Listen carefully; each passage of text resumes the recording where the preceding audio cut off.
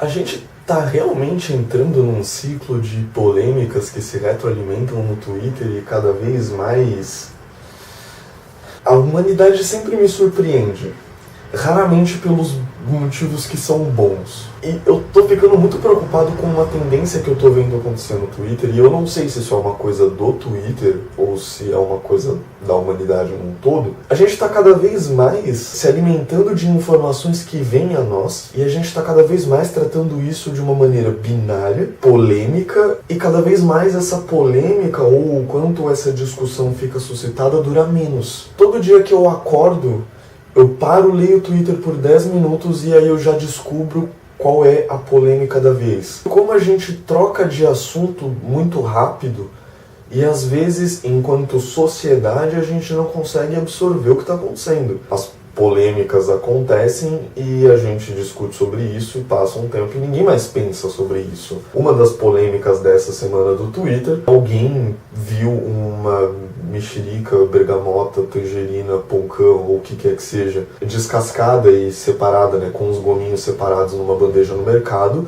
e ficou pistolaço, ou pistolaça, não sei, porque é o cúmulo da preguiça e da falta de capacidade de fazer alguma coisa. E essa discussão da fruta descascada já aconteceu uma outra vez. Alguém viu venderem maçã fatiada no mercado. Não é possível que essa discussão já tenha acontecido e vocês vão repetir essa discussão de novo. A gente já não passou desse momento? A gente já não passou essa discussão?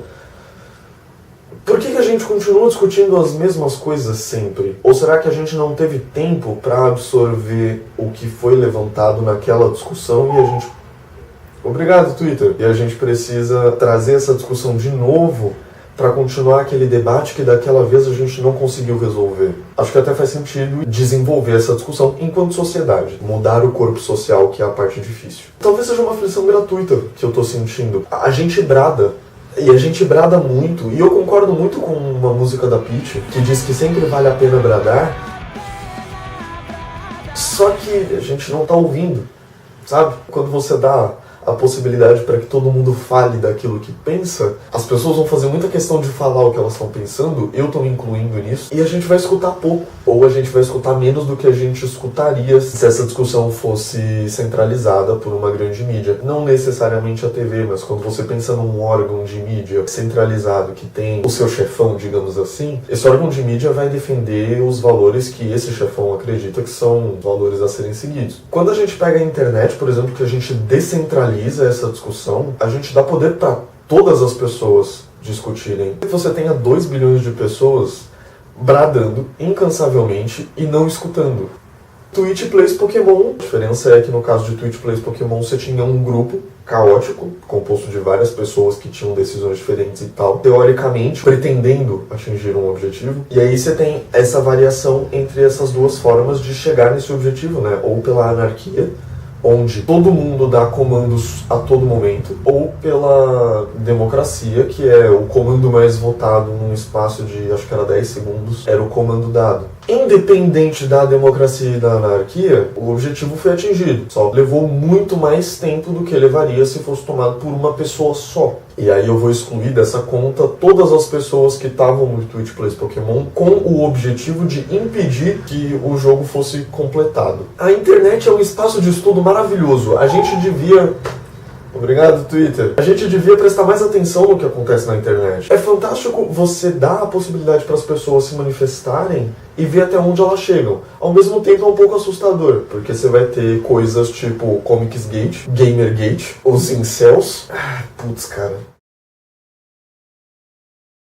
Eu sou o tipo de pessoa que eu acho que pensamentos não podem ser reprimidos. Eu não posso impedir você de pensar. Não importa se o que você está pensando é monstruoso e por mais monstruoso que seja. Eu posso te impedir de agir de acordo com esse pensamento se esse pensamento ferir outra pessoa. O foda da internet nesse sentido talvez seja que é muito fácil um pensamento monstruoso, digamos assim, ganhar relevância. É complicado, sabe? Porque você tem um conjunto de pessoas que têm pensamentos que são potencialmente perigosos mesmo a outras pessoas, que não estão próximas umas das outras, mas que podem se encontrar na internet, no sentido de identificar um grupo, que vai poder se comunicar. e articular esses pensamentos que são potencialmente perigosos. Na questão dos incels, por exemplo, que é uma coisa que já passou pela minha mente, eu não vou dizer que eu nunca me senti um celibatário involuntário. Muita gente, inclusive na internet, brinca com esse fato de estou solteiro por vontade dos outros.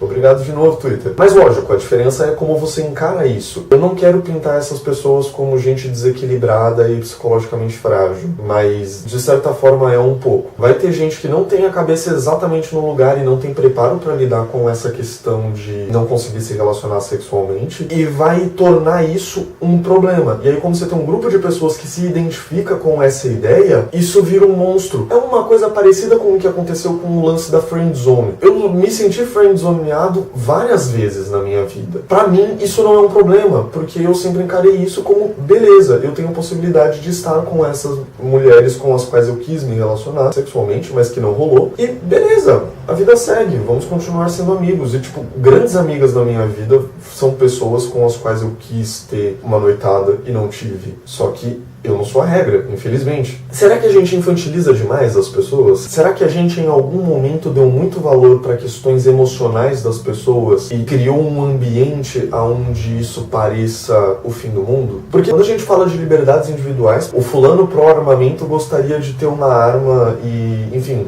porque ele gostaria. Eu gostaria de ter uma arma. E eu não sou um maluco armamentista que normalmente a gente acha que é a pessoa que gostaria de ter uma arma. Só que eu preciso lidar com algumas frustrações na vida, né? O mesmo vale para outras discussões. São coisas tipo, por exemplo, sei lá, prostituição. Mas a pessoa pode ter o direito de consumir sexo se ela quiser. Tá, mas será que ela precisa consumir sexo? Será que ela não pode só lidar com a frustração de não alcançar uma relação sexual? Será que a pessoa não pode só lidar com a frustração de não ter uma arma? E a gente estica isso meio que pra tudo. Que envolve particularmente uma frustração pessoal. No caso das cotas, por exemplo, né? Será que a pessoa que é branca e de classe média alta não pode só aceitar que metade das vagas da faculdade não vai ser destinada para ela? A partir do momento que foi tomada uma decisão por um grupo do governo que delimita uma quantidade de vagas para um grupo de pessoas que você não faz parte, aquela vaga não é mais sua.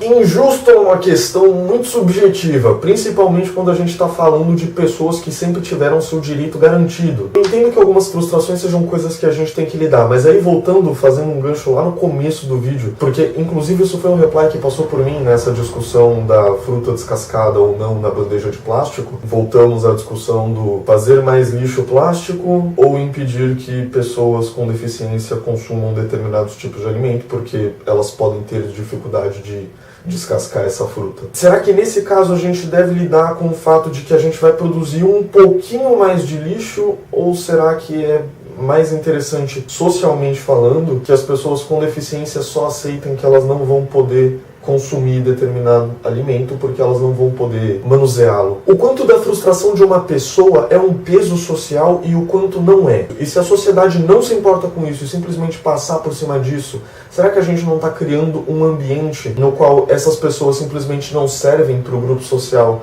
portanto é melhor que elas não existam, e aí a gente vai cada vez mais segregar essas pessoas? O que determina se o grupo é relevante? Acho que é essa a questão que eu queria chegar. E o quanto as questões desse grupo importam para a sociedade. Talvez a grande questão desse vídeo seja aonde termina o indivíduo e começa a sociedade. Porque não é uma coisa tão clara assim, né? Até porque a gente está falando de uma quantidade de indivíduos, eles se misturam com a noção de sociedade. Meu Deus, a humanidade é muito vasta e me dá muita ansiedade e eu tô tremendo de nervoso agora de tanto pensar.